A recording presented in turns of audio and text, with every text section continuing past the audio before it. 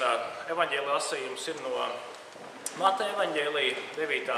nodaļas, kur mēs, sākot no 1. panta, tā lasām. Viņš, Jēzus, kāpa laivā, pārcēlās un nāca savā pilsētā. Un redz, pie viņa atnesa trieks ķertu cilvēku, kas gulēja gultā. Kad Jēzus viņu ticību redzēja, viņš sacīja uz trieks ķerto: ņemies droši, prātu dēls, tavu grēki tev piedoti. Un redzi, daži no rakstu mācītājiem sacīja pie sevis: šis zaimo Dievu. Un Jēzus viņu domas redzēdams sacīja: kāpēc jūs domājat ļaunu savās sirdīs? Kas ir vieglāk? Vai sacīt, tev tavu grēki piedot, vai sacīt, celies un staigā? Bet lai jūs zinātu, ka cilvēka dēlam ir vara virs zemes grēkus piedot, viņš saka uz trieks ķerto: celies, ņem savu gultu un ej uz mājām. Un tas cēlās un gāja uz mājām. Bet, kad ļaudis to redzēja, tie brīnījās un slavēja Dievu, kas tādu varu devis cilvēkiem. Un, kad Jēzus no turienes aizgāja, viņš redzēja kādu cilvēku vārdā Matejs pie muitas būdas sēžam un saka uz to: nāc man pakaļ. Un tas cēlās un viņam sekoja. Amen. Lūksim. Mīļais Tēvs, mēs tiešām pateicamies, ka arī šodien mēs varam šo balsi sadzirdēt, ka Tu mūs aicini sev sekot, ka Tu mūs uzrunā, ka tie ir Tavi vārdi, ko mēs arī tagad drīkstam klausīties, un ka Tu caur to mums runā, mūs veidodams, mūs iedrošinādams, mūs mācīdams. Palīdz, ka mēs esam atvērti tam, ko Tu gribi pateikt šajā brīdī, un nāc ar savu klātbūtni, sveitī mūs katru. Āmen.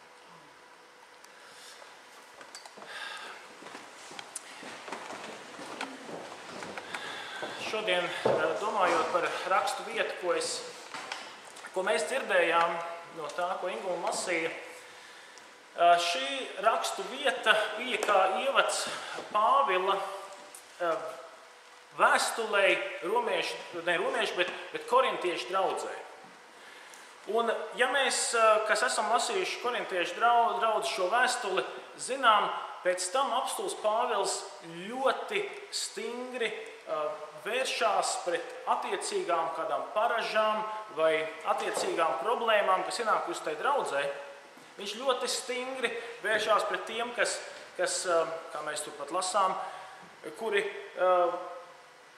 kā tur ir rakstīts, guļ ar savu tēva sievu, respektīvi tur jau ir dzimuma attiecības jau bērnu un vecāku starpā. Tad tur ir rakstīts par tiem, kas piekop netiklību un homoseksualitāti. Tur ir rakstīts par tiem, kas rada šķelšanos, kas rada strīdus, kas rada tādas visādas negācijas draudzes vidū. Un apstults Pāvils ļoti skaidri par to stājās pretī. Un tā.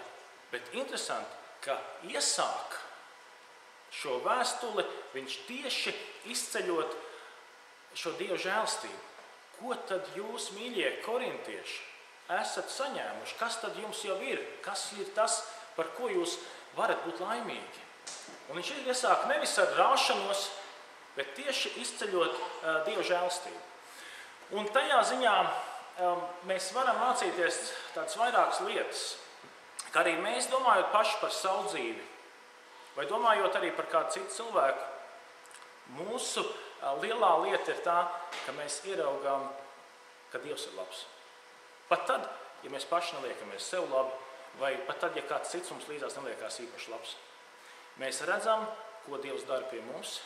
Mēs redzam, ka ja viņš mūs ir pieņēmis bez nosacījumiem, kāpēc lai es sev uzliktu vēl kaut kādas nastas, kuras Dievs ir vienkārši noņēmis maniem pleciem. Vai atkal attiecībās ar līdzcilvēku, kad es nesāku šķirot, tas cilvēks man tā kā labāk patīk, to es gribētu kaut kā darīt, kaut ko kopā, to es nekādā gadījumā tas tāds un tāds. Tas ļoti būtiski, ka mēs ieraugām arī pie šī otra cilvēka, mēs ieraugām pie sevis tieši to, kā tā ir Dieva žēlstība. Šodien arī mēs lasot šos vārdus arī lasām to, ko apostuls Pāvils saka. Viņš saka, es pateicos Dievam vienmēr, jūsu dēļ, par žēlstību, kas jums ir dota Kristu Jēzu. Jo ar viņu jūs esat kļuvuši bagāti visās lietās, visos vārdos un atziņā. Tātad apostols Pāvils šeit novērtē, ko Dievs ir darījis pie šiem cilvēkiem. Viņš novērtē un ierauga, ko Dievs dara pie šiem cilvēkiem. Un šī gadījumā viņš par to arī pasakās. Viņš saka, es pasakos Dievam. Tas nozīmē to, ka viņš gan lūkšanās noteikti par šiem Korintas draudzes cilvēkiem saka paldies Dievam, paldies, ka tur ir tāds, vai paldies, ka tur ir tas cilvēks, un paldies, ka tas turās un tas turās. Un viņš arī noteikti arī tādā veidā var daudz citādākām acīm paskatīties arī uz šiem cilvēkiem kā tādiem. Ka viņš redz to, ko Dievs dara. Un šī gadījumā mēs varam redzēt to principu, ka apostols Pāvils nevis koncentrējās uz grēku, bet koncentrējās uz Dievu, uz Dieva žēlstību pie grēcinieka. Un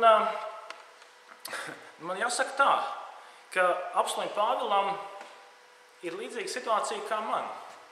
Jo arī man ir bijusi tā Dieva žēlstība būt šeit.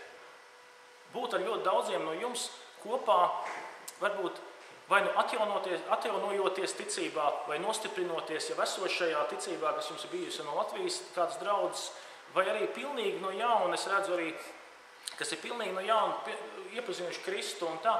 Un es esmu redzējis Dieva darbus jūsu vidū. Es redzu to, kā joprojām Svētais Gars darbojās, kā viņš veido, kā viņš strādā, kā viņš uzrunā un kas notiek. Man tāpat kā apostolim Pāvilam būs pārmaiņu laiks, un jums būs pārmaiņu laiks.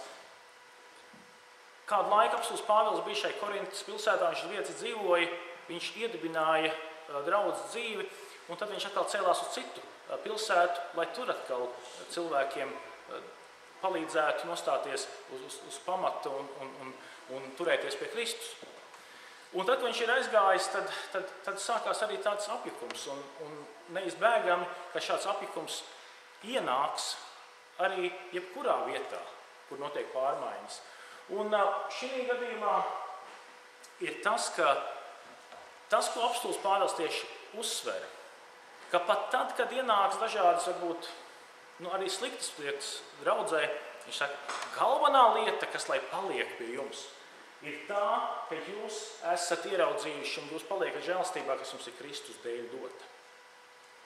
Ka Kristus žēlstība ir tā, kas vieno arī cilvēks, kas varbūt ar grūtībām var saprasties.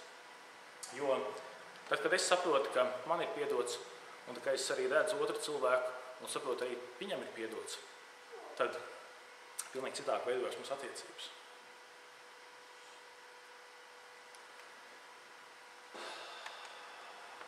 Ļoti bieži ir tā, ka cilvēks, arī mēs to zinām pie attiecībām, ir kā cilvēks dara visu iespējamo, lai visu, kas no labais ir, viņš vienkārši sagrautu. Īpaši tas ir tad, ja ir ģimenē kāds konflikts. Tad ir tā, ka ne tikai trauki iet pa gaisu, iet vārdi pa gaisu un dažreiz dūres iet pa gaisu un tiek darīts viss, lai tas, kas tur kaut kas bija labs, lai tur beigās būtu postaļš, būtu tāda gruveša kaudze. Kādreiz tā ir.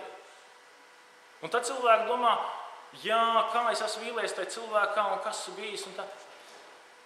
Un tai pašā laikā ir ļoti svarīgi ieraudzīt. Tu vari pateikties par tiem laikiem, kad jums gāja labi. Tomēr var par to pateikties. Tas nav tā, ka tas ir līdz ar visiem gruvešiem izmetams ārā, kā nekas nebijis. Tā tomēr ir vērtība. Tas, ka tu varēji būt ar viņu kopā, un tas tā ir vērtība. Paskaties uz to, ka tā ir bijusi dāvana, kas jums ir dota. Un skaties, ka šī dāvana var tikt atjaunot. Vai citas šķiet neiespējami, liekas, tur ir gruveša kaudze, ko nav ko izdarīt. Bet atkal tas ir tas pats, ko mēs varam teikt. Mums cilvēkiem šķiet neiespējami. Tāpat kā mums šķiet, ka izliet ūdeni nevar sasmelt. Cilvēku spēkiem nevar izliet ūdeni sasmelt, bet Dievam tas ir iespējams. Mums arī šķiet, ka grēks ir nepiedodams. Ja es esmu to izdarījis, tad tas ir izdarīts un es neko tur nevaru viest atpakaļ. Dievs ir devis risinājumu. Dievs dod to, ka tomēr mums var tikt tas piedots un mēs varam atjaunoties. Pirmkārt, attiecībās ar Dievu atpakaļ un arī attiecībās par to, ka mēs esam pārdarījuši. Un šī gadījumā bez šaubām, ka uz tā pamata mēs varam teikt, Dievs var arī pat no nekā radīt atkal atpakaļ to, par ko mēs tikai varētu šobrīd sapņot. Bet pār visam, protams, viņš radījis to, ka mēs esam atjaunot attiecībās ar Dievu, ka mums ir tas šalom, jeb miers ar Dievu, ka mums ir tas miers ar Dievu, ko nekā citāk mēs neesam ieguvuši. Ja mēs tā paskatītos kaut kā uz savu pagātni, es varu teikt par sevi to, ka man šalom nebija. Nebija līdz tam brīdim, kamēr es varēju tiešām atlaisties tajā pēlī, kas ir evaņģēlijs, tajā atziņā, ka man ir žēlastība Jēzu Kristu, un viņā es esmu kļuvis bagāts ar Dieva žēlastību. Es esmu pieņemts nevis tāpēc, ka es esmu perfekts. Nē.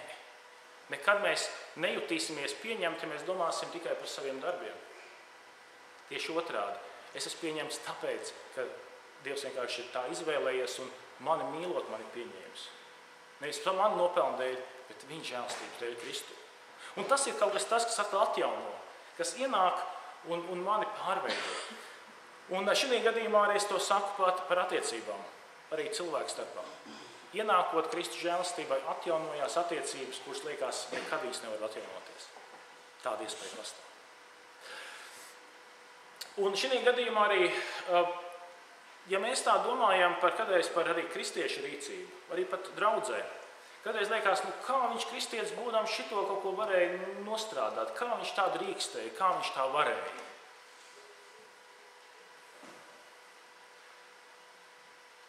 Mums ir jāsaka tā. Nav nekā iespējams attaisnot grēku vai tā cilvēka rīcību, kas ir grēks. Bet mums jāredz tas, ka pat tad, ja tas ir kristietis, kas ir kritis un smagi kritis, Dieva žēlastība vai Dievs ar to nav mazināts. Viņa gods, Dieva gods nav nekā mazināts ar to, ka kāds cilvēks nav izturējis. Šī gadījumā tas ir līdzīgi, ko es varētu teikt kaut vai par savu zelta gredzenu, ir tas, ka, ja šis gredzens tiek iemests atejas podā, tas nenozīmē, ka šis gredzens kļūst nevērtīgāks. Nē. Tas ir tāpatās, kā kādreiz arī cilvēks, viņš izdara kaut ko tādu, ka liekas, kur tad, ja tāds ir kristietis, tad kā tad, lai es ticu vairs Dievam? Luters saka tā, ja tu skaties pēc cilvēkiem, pēc cilvēku darbības un grēkiem un kā viņi uzvedās, ja tu mēģināsi atpazīt Dievu pēc cilvēku darbiem, tad nekad tu nesatiksi Dievu. Nekad. Jo neviena draudze, neviens kristietis nekad nav tik perfekts, ka varētu rādīt, lūk, skatieties uz mani, es esmu bezvēj Dievs. Lūk, es esmu svēts, perfekts. Nē. Vienīgais, ko mēs varam, ir teikt, es esmu nabaga grēcinieks. Un tieši tāpēc, ka es esmu grēcinieks, es esmu novērtējis un atkal novērtējis to žēlastību, ko Kristos es saņēmis, un tāpēc es nāku šeit, ka te ir tā žēlastība, te ir piedošana. Es te nāku ne tāpēc, ka es esmu kāds pareizāks par citiem, es nāku tieši tāpēc, ka es ne ar ko neesmu pareizāks. Es tieši nāku tāpēc, ka šeit ir žēlastība Kristu. Un par to apostuls Pāvils rāda, viņš saka, jūs redziet, un es pasakos par to, ka jums ir žēlastība, ka Kristu žēlastība jums likts stingrs pamats. Un arī, jebkāda sludināšana, kas varētu notikt, visam pamatā ir tikai Kristus. To es esmu mācījies no savu garīgā tēva, un to es arī esmu mēģinājis pēc labākās sirdsapziņas vienmēr darīt, ka Kristus ir visam centrā. Jo es jums varētu mācīt daudz kādas morālas pamācības, un jūs atkal ejot projām teikt, atkal nolasījums prediķi, atkal mācītājs. Bet patiesībā vienīgais pasludinājuma lielais iegūms ir tas, ka jūs ieraugat žēlastību Kristu, kas jums ir. jums viņi ir doti. Un tas ir tas, kas rada pārmaiņas. Un šī gadījumā tā ir arī tā labā ziņa, ka tieši Dievā mēs esam stipri. Kā arī tālāk ir rakstīts, ko apostuls Pāvils saka, viņš jūs arī darīs stiprus līdz galam. Nevainojams mūsu kunga Jēzus Kristus dienā. Tātad šeit, ja viņš iezīmē dienu, kad visi cilvēki, neatkarīgi no tā, vai viņš ir dzīvē ticējis vai dzīvē neticējis, neatkarīgi no viņš teicis, vai ka Dievs ir vai Dievs nav, visi cilvēki stājās Dievu priekšā. Un visi dod atskaiti par savu nodzīvoto dzīvi. Un tas ir tas brīdis, kad arī apostols Pāvils tieši saka šiem cilvēkiem, Dievs jūs darīs stiprus, ka jūs izturēsiet un paliksiet šajā ticībā un varēsiet bez bailēm stāties Dievu priekšā, jo jums ir žēlastība Kristus dēļ, jums ir piedots. Un šī gadījumā viņš tieši saka, viņš jūs darīs stiprus līdz galam. Un ieklausīsimies uzmanīgi, viņš saka, viņš jūs darīs stiprus. Nevis tas, ka mēs esam ticībā dikti stabili vai dikti stipri. Nē. Mēs esam tik stipri, cik Dievs mūs stiprina. Un šī gadījumā tas, kas notiek mūsu dzīvēs, notiek tas, ka Dievs mūs trenē. Viņš mums atkal no jauna māca uzticēties. Kaut vai tā paskatās, kaut vai to pašu principu, ko Dievs ir iedibinājis. Kaut vai mūsu organisms, mūsu ķermenis. Dievs ir iedibinājis to, ka nav tā, ka mēs pēdam reizi mēnesī, vai pat reizi gadā, vai tu tā kā kārtīgi, un tad lēnām to mēnesi tur tā kā visu to pārstrādājam, un tā kā čūskas, ja, aprīt rusīt, un tad ilgu laiku viņai miers viņa vairs neēd. Nē, mēs redzam to, ka Dievs mūs ir iedibinājis tā, ka mums katru dienu ir jāēd. Un tas nozīmē to, ka katru dienu mums ir jāmācās paļauties, ka mums būs šī dienasčā maizīte. Tas ir treniņš. Tas ir treniņš, jo, ja cilvēks pēstu reizi mēnesī, un ar to viņam būtu pietiekami, tad ļoti ātri būtu tas, ka viņš vienkārši izlaistos. Vienkārši izlaistos. Bet tā kā ir katru dienu jāēd, mēs katru dienu lūdzām mūsu dienascho maizi, dod mums šodien. Un šī gadījumā mēs domājam par kristīgu cilvēku dzīvi ir tā, ka mēs tiekam visu laiku uzturēti un trenēti. Un mēs nepārtraukti esam aicināti arī ieraudzīt arī mūsos to, kas mums tā nepatīk, mūsu grēku, un attiecīgi pret to cīnīties.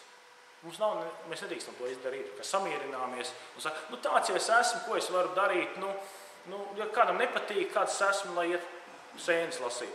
Bet nē, mēs sakām, tāds es esmu, tad neko es nevaru darīt, bet mēs redzam to, ka mēs varam ļaut Dieva klātbūtnē, esot piedzīvot to, ka Dievs mūs maina. Un arī šobrīd, kad mēs domājam par šo Dieva vārdu, un Dievs mums tagad runā, viņš arī šobrīd mūs maina. Mēs varbūt to nepamanām, bet viņš mūs maina. Tas ir tāpat kā es Latvijā esot biju, un trāpījās viena nedēļa ļoti skaista, saulaina nedēļa. Es tiešām ļoti, ļoti karstu laiku dabūju izbaudīt, un es dabūju arī braukt laivu. Un tas bija arī tāds brīdis, kad es atrados ļoti tā atvērti tai saules ietekmei uz sevi. Un kas notiek? Notiek tas, ka man esot šajā saulē, es iedegu, es uzņemu D vitamīnu. Ja? Es saņemu to, kas ir vajadzīgs manai veselībai. Un šī gadījumā arī mums, atrodoties dievkalpojumā, mēs atrodamies Dieva tādā starojumā, un mēs saņemam to, kas mums vajadzīgs mūsu garīgai veselībai, mūsu jaunajiem cilvēkiem.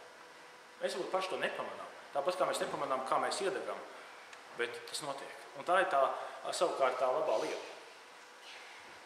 Un šī gadījumā tas bīstamākais arī par to, ja notiek arī kāds pārmaiņas draudzē, kā mums ir jābaidās, mums jābaidās, ka kaut kas no manī, kas ir manas grēks vai arī sātana darbība, mani varētu aizvest prom no Kristus. No tā gan jāuzmanās. Jo ir apsolījums. Ir apsolījums tajā, ka Jēzus saka, neviens jūs neizraus no Tēva rokas. Tātad ir apsolījums, ka neviens jūs nevar, nevienam eņģelim, pat sātanam nav vara jūs izraut no Dieva rokas. Dievs jūs sargā. Viņš jūs ir apskāvis un sargā. Bet ko var darīt? Tas trakākais, kas notiek, ir tad, ja sātanam izdodās tevi izmānīt ārā no šīm Dieva rokām.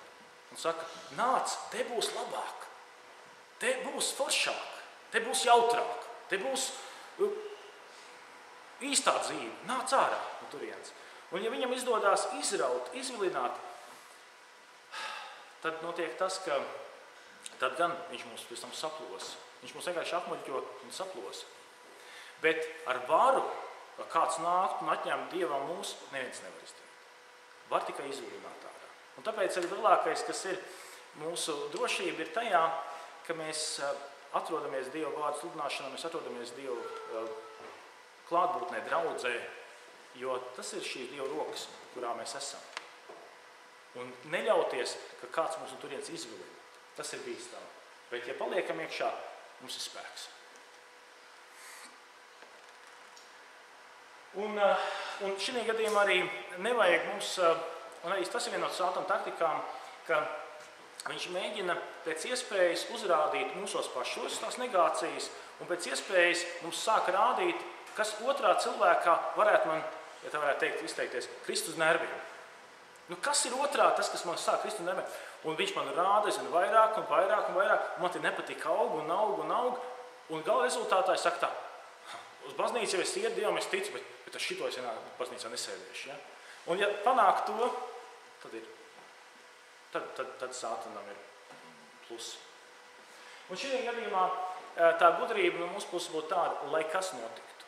Lai kas notiktu, vai pie kāda mūsu līdzcilvēka draudzē, mēs nedrīkstam pamest Dievu sātana darbu dēļ. Jo, ja sātans pat liek tam cilvēkam pakrist, mēs nedrīkstam pamest draudzi tikai tāpēc, ka kāds ir pakritis. Tā kā tā ir tā gudrība. Mēs esam stipri, un mēs paliksim stipri, esot šajā Dieva klātbūtnē. Un Dievs ir uzticīgs. Tas ir vēl tas, ko apostols Pāvils piezīmē. Viņš saka, Dievs ir uzticīgs, kas jūs aicinājis sava dēla Jēzus Kristus mūsu kunga sadraudzībā. Te ir runa par sadraudzību. Arī vārds draudze ceļās no tās pašas vārdu saknes draudzība, sadraudzība, draudze. Un šī draudze ir ne tik daudz tā, ka visi mēs tā dikti mīļi čubināmies un tā kā draudzējamies dikti. Nē, ne tik daudz tā čubināšanās ir tas svarīgais, bet tieši tas, ka mēs esam viens vesels. Un tas bija tas, par ko mēs pagājušajā reizē runājām, ka mums ir viena ticība, viena kristība, viens kungs. Ka tā ir tā draudzība, kas mums pirmkārt ir ar Jēzu, un tad, esot ar Jēzu, arī mums savā starpā ir šī kopība. Un paliekot šajā sadraudzībā, mēs varam piedzīvot to, ka uz mums iedarbojās, mums attiecās visi tie apsolījumi.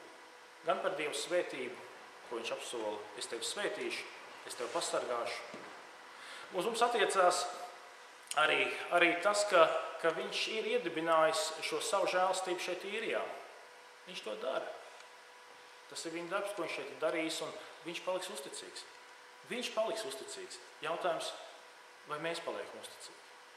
Viņš paliek uzticīgs. Viņš ies kaut kādam pēdējam cilvēkam līdzi un uzrunās viņu un aicinās viņu. Viņš ies kā labais gans līdzi jebkuram. Jautājums, vai mēs atsaucamies. Tas ir līdzīgi tāpat kā kādreiz ar izbraukumu dievkalpojumiem šeit Īrijā. Dievs vēlās aizsniegt jebkuru, vai tas būtu Veksfordā, vai Belfāstā, vai kur citur. Viņš dodās, lai satiktu, lai tevi pasargātu, lai tevi stiprinātu, lai tevi paceltu. Cits jautājums, vai mēs ejam, vai mēs gribam satikt viņu dievkalpojumā, mēs gribam viņu vispār pielūgt un būt viņu kopā. Tā jau ir mūsu atbildība. Un ja mēs sakām nē, Dievs nespiež ar varu mīlēt sevi. Viņam ir žēl par to, bet viņš mūs negrib piespiest, ka mēs viņu mīlētu ar varu. Viņam būtu tāda vara piespiest mūs mīlēt, bet tad mēs būtu marionetes. Viņš vēlās, lai mūsu mīlestība un draudzība ir kā atbilde uz to draudzību un to mīlestību, kas no viņa ir nākusi un ko mēs no viņa esam piedzīvojuši. Tāpēc ļoti svarīgi, ka, lai kas notiek, lai kādas pārmaiņas notiek Īrijā, lai mēs paliekam pie viņa, pie Dieva, kas ir uzticīgs. Un viņš ir uzticīgs un viņš uzturēs, ja vien viņš netiek izstumts no šejienes. Kadreiz ir arī tā, ka kadreiz draudze izčāks dēļ tā. Izčāks nozīmē vienkārši to, ka viņi kādu laiku turās kopā, bet viņi tā kā paliek tāda nedzīva. Un bieži vien paliek nedzīva tāpēc, ka tur vairs nav svētā gara. Tur vairs nav Dieva darbības ar šiem cilvēkiem. Un viņi izčākst bieži vien tāpēc, ka tur tie cilvēki nāk kopā vairāk tikai varbūt ieradumu pēc, vai nāk kopā atkal kaut kādu tīri personīgu kontaktu dēļ, tāpēc, ka man tas, tur tā ies atkal tas Janka, un man taču arī viņš jāsatiek, jāparunā, kā tad tur mums to copi un tā. Vienalga, kas tas būtu. Bet man gribās kaut kā viņu tīri tā satikt, tīri tā, lai lačiņu varētu tā kā klātienē. Bet, ja tur nav Dieva vārds, ja tur nav kopēja lūkšana, tad tas izčākst, jo Dieva svētajam garam tur nav vieta. Tas ir tāpat ar māju grupām, kad mazā grupa satiekās, ļoti svarīgi ir, viens princips ir, ka tur ir Dieva vārda studija, kaut vai neliela, bet viņa ir, jo caur šo Dieva vārda studiju Dieva svētais gars ienāk un svētī šos cilvēkus. Tāpat ir svarīgi, ka tur ir lūkšana, jo mēs nevaram lūgt, ja mums nav svētā gara pamudinājums uz to. Un ja mēs tomēr lūdzam, tad tas nozīmē svētā gara darbs tur atrodas. Nevar būt mazā grupiņa bez tā, ka mēs savstarpēji viens otram kalpojam. Un arī pa kalpošanu, ja palīdzēšanu savstarpēji, atkal mēs varam runāt saistībā ar svēto garu, jo svētais gars ir tas, kas dod kalpošanas dāvanas un tā tālāk. Ja? Tā kā tas ir viss kontekstā. Tā kā viņš paliek uzticīgs, un viņš grib palikt uzticīgs, tikai jautājums, vai mēs viņu paši neizstumjam. Un šī gadījumā, tāpat kā tas attiecās uz dievkalpojumu, tāpat tas attiecās uz citām vietām, ka viņš ir klātesošs, kur 2 vai 3 ir kopā manā vārdā. Tas nozīmē, ka viņš ir tur kopā, kur jūs sanākat kopā, lai viņu lūgtu, lai studētu Dievu vārdu, viņš tur atrodas. Un tā ir tā žēlastība. Viņš ir uzticīgs, un tā ir tā svarīga atziņa. Viņš paliek no savas puses uzticīgs. Un apkopojot visu, ja mēs domājam par savu aicinājumu, tad pirmā lieta ir tiešām tas, ka tas princips ir tāds, vienmēr skaties uz to, kāda ir žēlastība no Dieva puses. Tas ir tas, ka ievēro to, kā Dievs tevi mīl un kāda žēlastība viņam ir pret tevi. Un šī gadījumā mēs esam aicināti neizcelt cilvēka nepilnības. Jo, ja mēs izceļam cilvēka nepilnības, mēs dodam godu grēkam. Mēs taisam reklāmu grēkam. Bet, ja mēs izceļam Dieva darbu, mēs dodam godu Dievam un paužam viņa slavu tālāk. Tā ir būtiska šķirība. Tāpēc apostuls mums mudina, es slavēju Dievu jūsu dēļ par žēlastību, ko es redzu pie jums.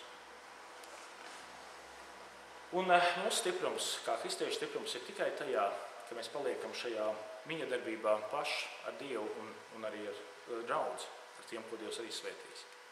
Un visbeidzot ir tas, ka Dievs mūs neatstāja, viņš ir uzticīgs. Viņš paliek uzticīgs no savas puses. Un ja vien mēs paši viņu neizraidām, ja mēs paši no viņu neatsakāmies un neaizslēdzam durvis. Un šī gadījumā, kamēr vien Dieva vārds tiks sludināts šeit, šajā draudzē, šajā vietā, tik mēs varam teikt, svētais gars šeit darīs savu brīnumu lietas un savu žēlastības lietas.